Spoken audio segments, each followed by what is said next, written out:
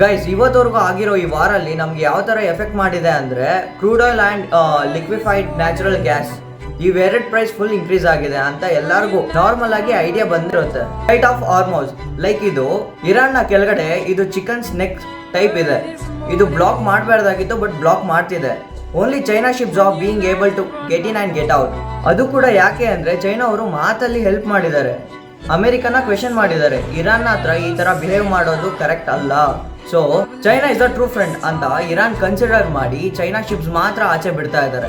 ಬೇರೆ ಯಾವ್ದಾದ್ರು country ships ಏನಾದ್ರು ಆಚೆ ಹೋಗೋಕೆ ಟ್ರೈ ಮಾಡ್ತಾ ಇದ್ರೆ ಅಲ್ಲೇ ಹೊಡಿತಾ ಇದ್ದಾರೆ. ನಾವು ಇವಾಗವರೆಗೂ ತಗೊಂಡಿರೋ ಆಯಿಲ್ ಅಲ್ಲಿ ಮಿಡಲ್ ಈಸ್ಟ್ ಇಂದ ತಗೊಳಕ್ಕೆ ಆಗಲ್ವಾ?